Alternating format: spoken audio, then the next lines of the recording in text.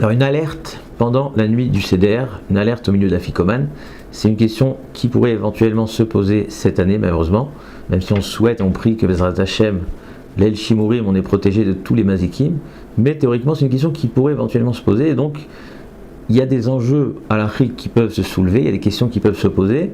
Alors on va être très bref, on va parler de 3 questions. Donc la question de l'interruption entre les kosot, vous savez qu'il y a par rapport à la bracha, quand on a une interruption, on a fait une bracha, Birkat Haneni, j'ai prononcé une bracha, ensuite je m'interromps, il y a besoin de recommencer, reprendre la bracha. Donc est-ce que si au moment de l'alerte, on a changé de pièce, changement de lieu, on est sorti de la maison, etc., ça va poser un problème par rapport à reprendre la bracha, par exemple sur les kosot, sur les 4 coupes de vin. Deuxièmement, on verra entre le karpas et le maror, et troisièmement, on verra la fikoman. Alors, pour être bref et donner comme ça des principes essentiels, il faut d'abord comprendre qu'il y a une halakha qui s'appelle Shinui Makom, changement de lieu. C'est une halakha donc qui découle de la Gemara Psachim Kuf Aleph et qui est traitée dans le Shulchan Aruch Orach Chaim Siman Kuf Ayin Chet. On sait tous que quand je prononce une bracha, par exemple, sur du pain, sur un aliment, d'accord, et qu'ensuite je change de lieu, alors ça nécessite de renouveler la bracha. Sauf qu'il faut bien comprendre qu'il y a des distinctions fondamentales. Première distinction, c'est que on trouve dans la halakha donc une différence entre ce qu'on appelle mi cheder les cheder et mi bait les bait. Est-ce que je change de pièce dans la même maison, dans le cadre de la même maison, ou bien je change carrément de maison, mi bait les bait. Par exemple, je traverse la rue, je vais chez un ami pour finir la seouda.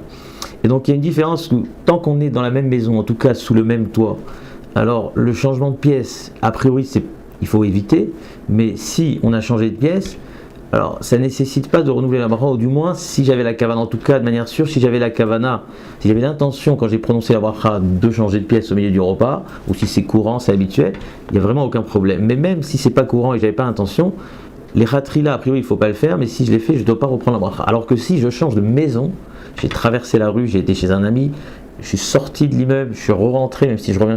Là, il y a besoin nécessairement de reprendre la bracha. Et donc, dans l'histoire des alertes qu'on vit en ce moment en Israël, il faut quand même distinguer en plusieurs cas de figure. C'est-à-dire qu'il y a celui qui a le mamad, cette fameuse salle qui protège dans l'appartement. Donc là, ça poserait aucun problème. Ça sera peut-être bien d'annoncer au début du kiddush, d'avoir l'intention, s'il y a un besoin, de changer de pièce. Il y a deuxième cas de figure, c'est j'ai pas de mamad dans mon appartement, mais il y a le miklat dans l'immeuble.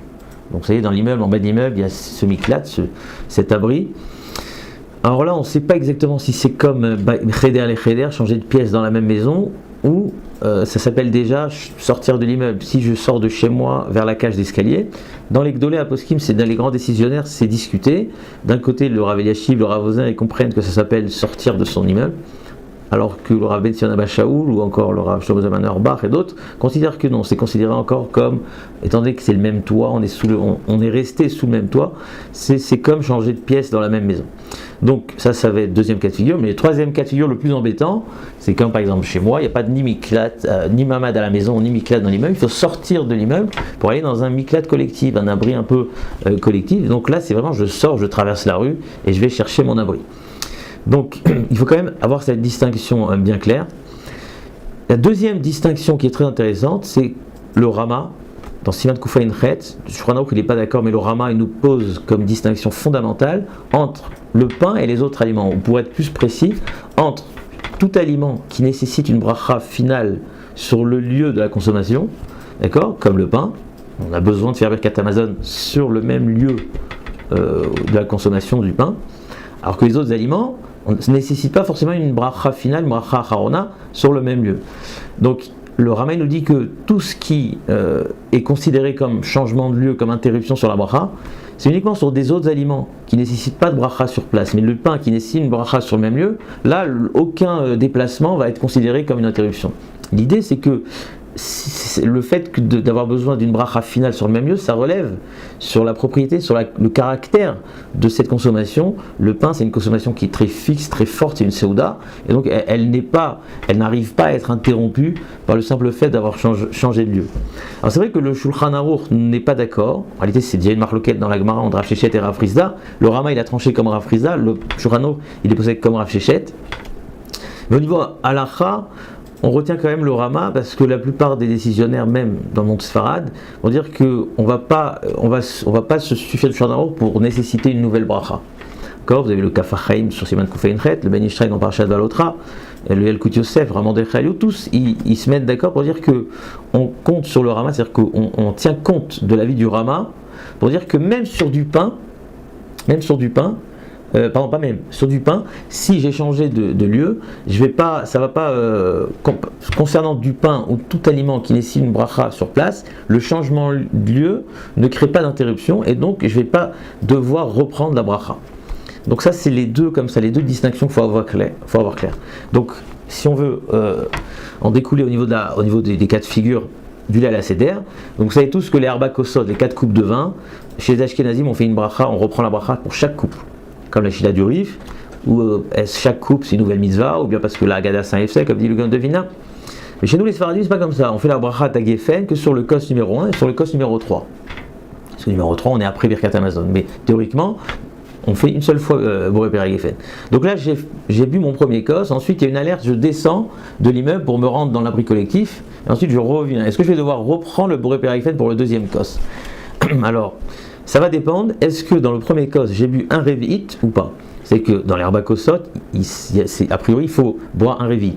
C'est plus que de manière générale dans un kos de bracha ou un kos de kiddush. Là il y a un intérêt dans le fait de boire et on nous demande de boire tout le verre, alors, l'entité du verre. Même si le kos il est très grand, il y en a qui disent qu'il faut boire tout le verre.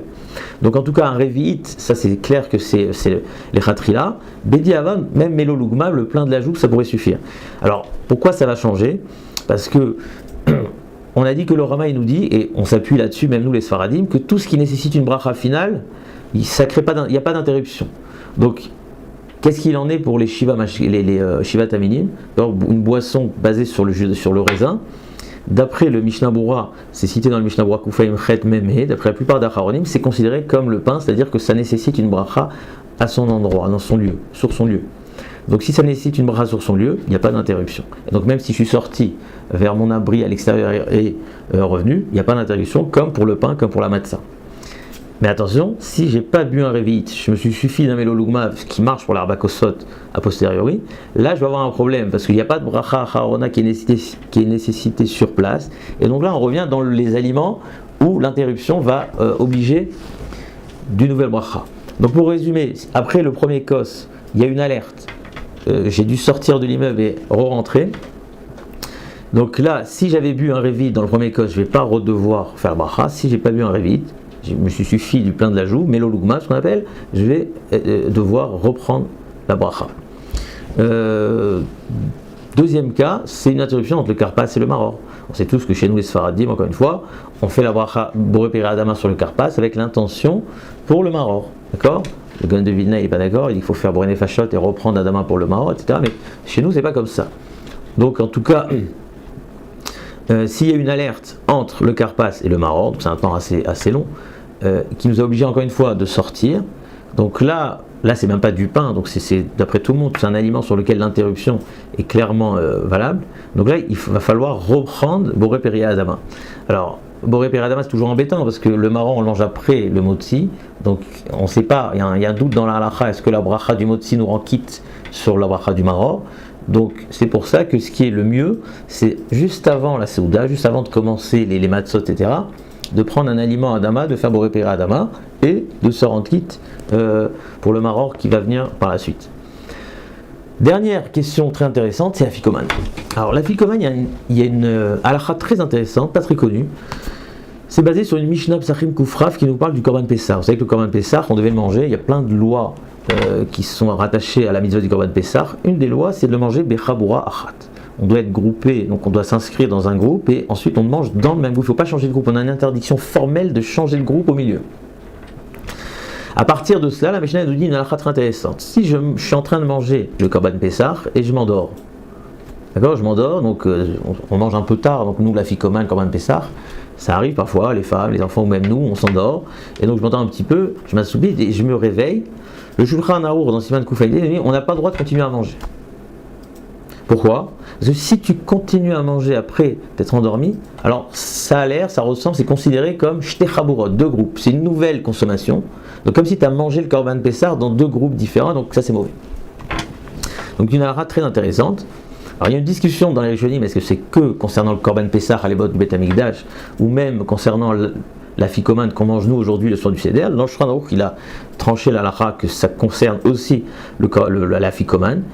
Donc c'est très intéressant, si vous avez quelqu'un qui s'endort au milieu de l'afikoman, quand il se réveille, je lui dire non, ne continue pas à manger. Alors la question qu'on peut se poser, c'est est-ce que c'est seulement s'il a déjà mangé un kazaït? Parce que quand j'ai mangé un kazaït d'afikoman, je peux continuer à manger autant que je veux, tant que j'ai pas fini la mitzvah. Une fois que j'ai fini, elle m'a fait nachar, Pessah afikoman. Donc là, il s'est endormi au milieu, il s'est réveillé, on lui dit non, continue à pas manger. Mais peut-être que s'il a mangé moins que kazaït, il n'aurait pas le droit. Alors quand vous ouvrez le Shulchan Aruch Harav, il nous dit que non, même si il a commencé à manger même moins que kazaït, il dort, il se réveille, il n'a plus le droit de continuer à manger, parce que c'est pas lié au kazaït, pas kazaït, ça va avoir l'air de chabourot, on mange pas le korban pessah ou l'afikoman dans deux chabourot. Donc là, ça pourrait poser problème. On commence l'afikoman, une alerte, tout le monde se bouscule, on descend, etc. Quand on revient, alors ça ressemble un petit peu à dormir, parce que l'idée c'est quoi? C'est l'interruption. Donc changement de lieu aussi c'est une interruption.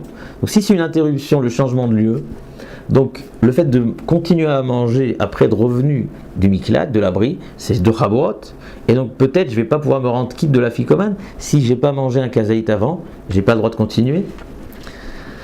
Alors ce qu'il faut retenir, c'est quand vous ouvrez le Kaf HaChaim sur place, il nous dit cette interdiction c'est seulement s'il a mangé kazaït. Il n'est pas d'accord avec le Shulchan Aruch Harav. En fait, il cite ça au nom du Pri Chadash sur place, comme quoi c'est uniquement si il a mangé un kazaït. Donc il dit que de toute façon cette halakha, c'est une halakha sur laquelle on est très méquille, puisque de base le Baal HaMaor et d'autres comprennent qu'il s'agit uniquement du Korban Pessah. Alors même si nous on a tranché que ça comprend aussi l'afikoman, on ne sera pas marmé. En tout cas, s'il a déjà mangé un kazaït et qu'il y a eu l'alerte, il a dû s'en aller. Là oui, effectivement, c'est mieux qu'il ne continue pas à manger, mais de toute façon il aurait été quitte par le kazaït avant. Mais s'il n'a toujours pas mangé le kazaït et il y a eu l'alerte, il pourra continuer à manger le kazaït.